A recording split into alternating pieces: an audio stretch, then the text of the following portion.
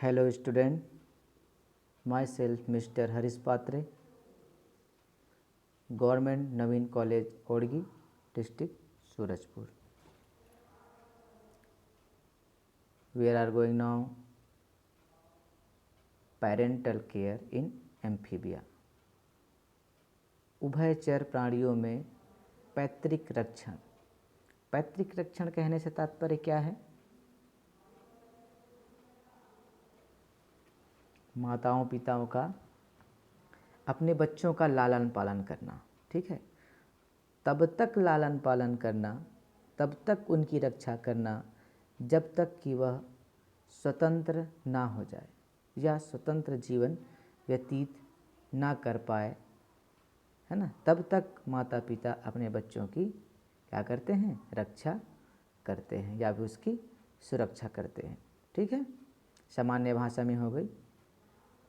अब हम देखते हैं परिभाषिक शब्दों पे अगर देखें तो पेरेंटल केयर अंडों या शिशु बच्चों को जब तक उनमें अपना स्वतंत्र जीवन व्यतीत करने की क्षमता विकसित नहीं हो पाती तब तक रक्षा करना या वयस्क द्वारा सुरक्षा करना पेरेंटल केयर या पैतृक रक्षण कहलाती है ना भाई। बातें वही है, ठीक है।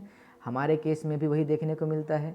माता पिता क्या करते हैं? हमारी रक्षा तब तक करते हैं जब तक हम एबल नहीं हो पाते हैं, ठीक है। तब तक माता पिता का क्या रहता है? हमें प्रोटेक्ट किए हुए रहते हैं, ठीक है। समझ में आई बात? इसके अलावा कुछ इसके मेथड्स हैं, किस प्रकार से रक्षा किया जाता है प्राणियों में, किन किन रूपों में किया जाता है, उसको हम थोड़ा डिटेल से यहाँ पर देखेंगे। जैसे कि नंबर फर्स्ट है प्रोटेक्ट बाय नेस्ट या नर्सरी। कहने का तात्पर्य है घोंसले या नर्सरी द्वारा सुरक्षा। Number 2 direct caring bye parents, मतलब कि माता पिता द्वारा सीधा रक्षण, मतलब कि प्रत्यक्ष रूप से उसकी रक्षा करना। समझ में आई बात? तो नंबर फर्स्ट देखेंगे प्रोटेक्शन बाय नेस्ट या नर्सरी, ठीक है।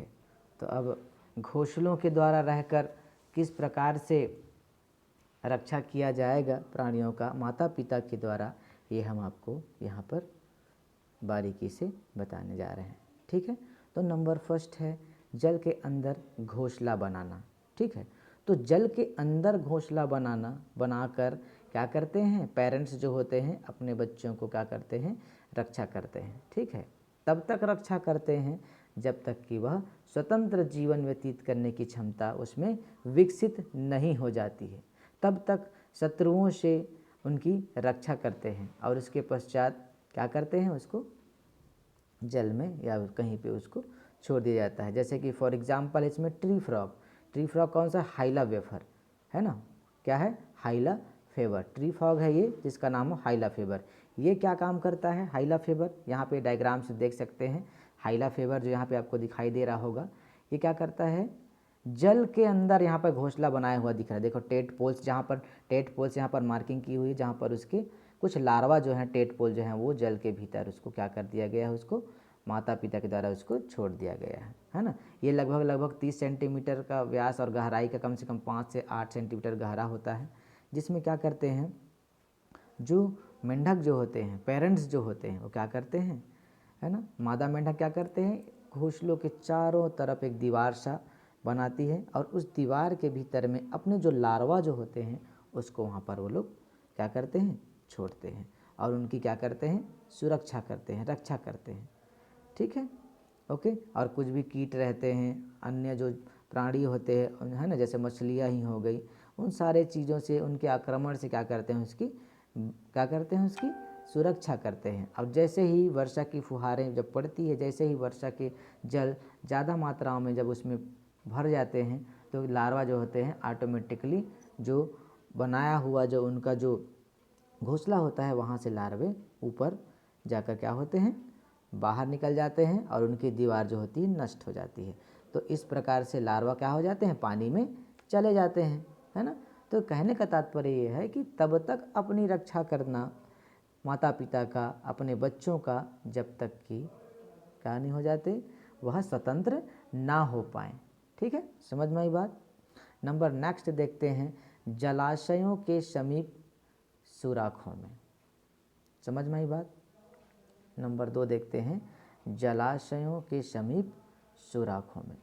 ठीक है, तो अब जलाशयों में कैसे सुराख बनाएगा। यहाँ भी ये ट्री फ्रॉग है, रेकोफोरस नामक जो ट्री फ्रॉग है, ये क्या करता है, ये क्या करेगा,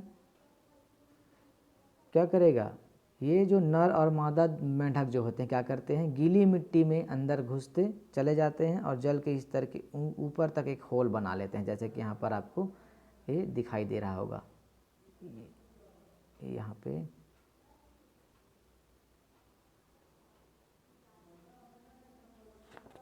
यस, ये देखिए 6.2 में यहाँ पे देख लीजिएगा आप लोग, रेकोफोरस जो होती है ये क्या कर रही है, ये अंदर घुसते चले जाते हैं, है ना, सामने मुहाने वहाँ से अंदर घुस जाते हैं ज़मीन के अंदर।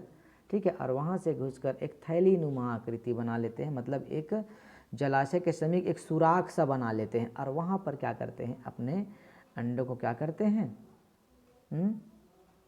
अपने अंडों को क्या करते हैं जी, अपने अंडों को क्या करते हैं वहाँ पर ये छोड़ देते हैं। और वहाँ पर क्या करते हैं, तब तक अंडे देने के पहले मादा क्या करता है, अपने क्लोएका के द्वारा एक प्रकार का झाग छोड़ती है जिसके ऊपर अंडे दिए जाते हैं, है ना, और उसके बाद फिर सुराख बना लिया जाता है और वहाँ पर अंडे को, है ना, छोड़ दिया जाता है और वहाँ पर एक रास्ता भी बनाया जाता है उस लार्वा को बाहर निकलने के लिए। यहाँ पर आपको स्पष्ट डायग्राम में दिखाई दे भी रहा है, 6.2 पे देख सकते हैं अपन। ठीक है, वहाँ से लार्वा के निकलने की क्या रहते हैं, द्वार भी होते हैं। तो तब तक उसकी रक्षा करते हैं जब तक कि क्या नहीं हो जाते, वह स्वतंत्र नहीं हो पाते हैं। ओके, उसके बाद नंबर 3 देखते हैं, जल के ऊपर झुके हुए, यह नंबर 3 जल के ऊपर झुके वृक्ष घोंसलों द्वारा, जैसे कि फाइलोमेडुसा, है ना, हाइपोकॉन्ड्रियल्स है ना, ये क्या करता है, यहाँ पे देख सकते हैं अपन, नंबर 6.3 पे दिख रहा है यहाँ पे, है ना, ये जो क्या करते हैं, झुकी हुई प्लांट्स जो होती हैं उसकी पत्ती जो होती है उस पे जो मेंढक जो होती हैं, ठीक है, फाइलोमेडुसा जो होती है, ये मुड़ी पत्ती के घोंसलों के किनारे, है ना, अपने क्लोइकल स्त्राव द्वारा चिपक जाते हैं पीछे की ओर, और चिपकने के पश्चात अपने कुछ एग्स जो होते हैं, जो लार्वा जो होते हैं, है ना, ये अंडे जो होते हैं उसको उसमें छोड़ देते हैं। ठीक है, और जैसे ही लार्वा टेडपोल बन जाता है सीधे पानी में नीचे वो गिर जाते हैं। अब गिरने के बाद वो क्या हो जाते हैं, पानी में बह जाते हैं, आई मीन स्वतंत्र हो जाते हैं। ठीक है, तब तक वो क्या करेगी, ये जो मादाएं जो होती हैं, पेरेंट्स जो होते हैं, वो क्या करते हैं, उनकी रक्षा करते हैं और स्वतंत्र होने के पश्चात वो स्वयं ही पत्तियों से नीचे वो पानी में चला जाएगा लार्वा बन के। ठीक है, और वो स्वतंत्र हो जाएगा, अपना जीवन यापन प्रारंभ कर देगा। ठीक है, उसी प्रकार है। नंबर नेक्स्ट देखते हैं, जिलेटिन थैली के द्वारा देखते हैं, ये जिलेटिन थैली बनाकर, तो जल से दूर वृक्षों, है ना, जिलेटिन थैली बनाकर, यहाँ पर डायग्राम में यहाँ पे स्पष्ट दिख रहा है। नंबर नेक्स्ट नीचे 6.4 में, ठीक है ना, यहाँ पर पीछे की ओर अपना एक जिलेटिन थैली बनाया हुआ है जिस पे क्या कर रही है, ये क्या नाम है इसका, फ्रिक्सेलस बोराई जो होती है, ये झिल्ली का निर्माण करता है और जितने भी अंडे होती है वो झिल्ली के थैली के अंदर वो छोड़कर पूरी थैली को क्या कर देता है, उसको जलधारा में या पर्वतीय जलधारा के बीच में क्या कर देता है, छोड़ दिया जाता है और अंडे का पूरा विकास इसी थैली के अंदर ही होता रहता है। ठीक है, समझ में आया बात। अब जब बाद में क्या होता है कि शिशु मेंढक बाहर निकलते हैं, है ना, और इसके बाद फिर क्या हो जाता है, वो बाहर निकल के वो स्वतंत्र हो जाते हैं, है ना।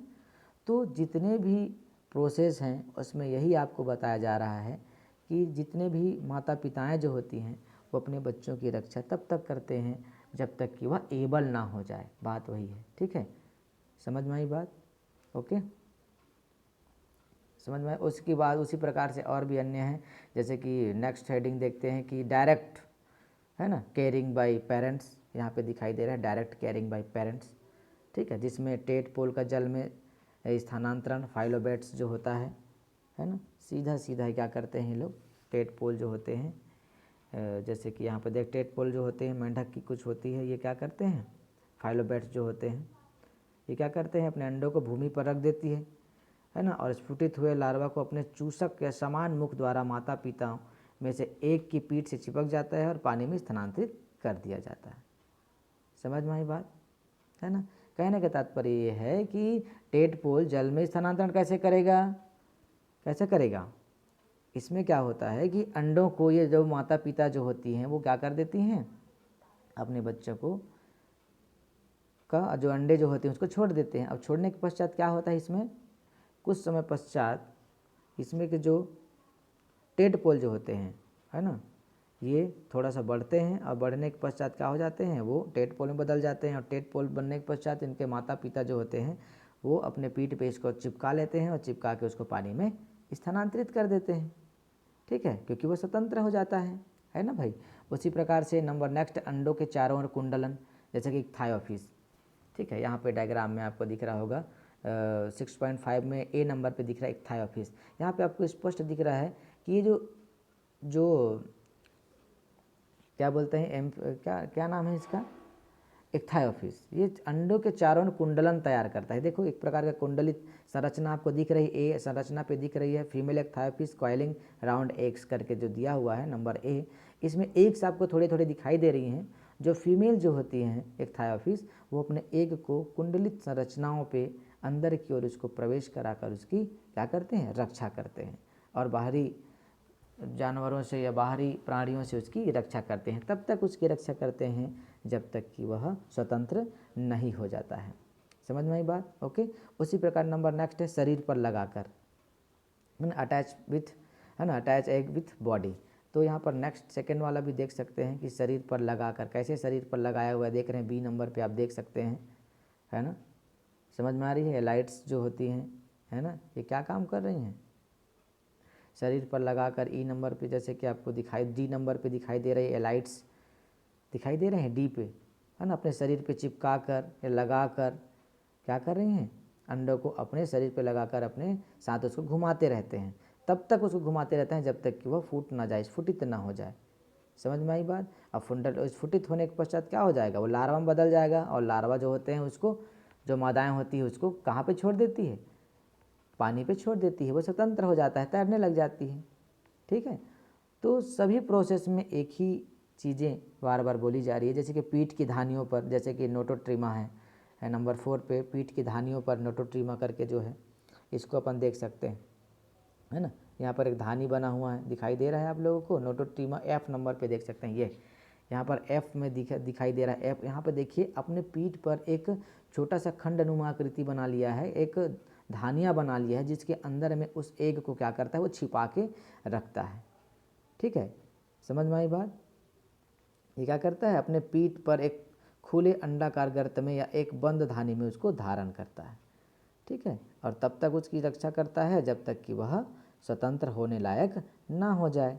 और इसके पश्चात वो स्वतंत्र होने के पश्चात अपने जो लार्वा जो होते हैं उसको वह छोड़ दिया जाता है। ठीक है, तो इस प्रकार से इनके जो माता पिता हैं उनकी क्या है, पूर्णतः रक्षा करते रहते हैं। समझ में आई बात। उसी प्रकार नंबर नेक्स्ट देख सकते हैं, ब्रूडिंग पाउच जैसे अंगों में, यहाँ पे दिखाई दे रहा है नंबर नेक्स्ट, ब्रूडिंग पाउच जैसे अंगों में, है ना, जिसमें नाम लिखा है जैसे कि राइनोडर्मा, है ना, डोनोवाई। नंबर नेक्स्ट है नंबर एच में देख सकते हैं, इसमें ब्रूडिंग पाउच यहाँ पर बीच में लास्ट पे दिखाई दे रहा है, एच में देख सकते हैं 6.5 स्ट्रक्चर पे यहाँ पे दिखाई दे रहे हैं आपको, ये 6.5 स्ट्रक्चर पे एच नंबर जो दिखाई दे रहा है, जिसपे ये जो मादाएँ जो होती है वो क्या करती है, अपने जो एग होती हैं उसको क्या करता है, एक धानी में या ब्रूड पाउच बनाती है और उस ब्रूड पाउच पे, गूलर पाउच में उसको धकेल दिया जाता है ना। यहाँ से उनका पूर्ण विकास होने के पश्चात ही बाहर निकलता है। ठीक है, पूर्ण विकास होने के पश्चात ही बाहर निकलता है ना, और वो स्वतंत्र हो जाते हैं। उसी प्रकार से इसमें एक पॉइंट देख सकते हैं, विविपैरिटी के आधार पर देख सकते हैं। तो कुछ उभयचर उभयचर जो होती हैं वो कैसे होती हैं, ये देख रहे हैं उभयचर नंबर नेक्स्ट 6 पॉइंट पे, विविपैरिटी कहने का मतलब जरायुता। जरायुता क्या होता है, यहाँ पर जो उभयचर जो होती हैं, जो एम्फीबियंस प्राणियाँ जो होती है वो ओवोविविपेरस होती है। कहने का तात्पर्य है कि जो मादाएँ अंडों को अपनी अंडवाहिनियों में रोक लेती है और जीवित बच्चों को ही जन्म देती है। समझ में आई बात। जैसे कि यूरोपीय सैलामेंडर, है ना, सैलामेंड्रा जो होता है ये 20 है, उसमें से अधिक बच्चों को जन्म देती है। ठीक है, जैसे कि जिम्फोनीमा गण में जो जरायुता वाला जो प्रचलित है, और 4 में से 3 कुलों में जनन की विधि है, जैसे कि डर्मोफिस, है ना, थाइलोनेक्ट्स, और इसका क्या है एक ठो लास्ट में जियोट्रिप्स। ये जो चीज़ें होती हैं, इनमें जो सीधे होते हैं जीवित बच्चों को ही जन्म देने की इनमें क्षमताएं पाई जाती है। इसलिए इसमें उभयचर जो होती है वो ओबोविवी पेरिटी भी दर्शाती है। ठीक है, तो कहने का तात्पर्य है कि जितने भी पेरेंट्स हैं, जैसे कि जिनमें जान होती है, जिसमें जीव होते हैं, जितने भी प्राणियां होती है जूलॉजी के अंतर्गत, उन सारे जीवों में क्या रहती है, ह्यूमैनिटी पाई जाती है। मतलब पैतृक रक्षण करने की क्षमताएं होती है हर एक जीवों में। बच्चों, जो अपने माता पिता जो होते हैं वो अपने बच्चों की रक्षा करने की उनमें क्षमताएं होती है। ठीक है, और वो उनकी रक्षा संभवतः लास्ट तक करते रहती हैं जब तक कि वह अपने पैरों पे खड़ा ना हो जाए, अपने जगहों पर वह काबिज ना हो जाए। ठीक है, यही है पैतृक रक्षण। माता पिता का बच्चों के लिए तब तक रक्षा करना, बच्चों का तब तक भरण पोषण करना, उनकी रक्षा करना जब तक कि वह स्वतंत्र ना हो जाए। ठीक है, यही है पैतृक रक्षण। ओके, समझ में आई बात? ठीक, ओके, थैंक यू।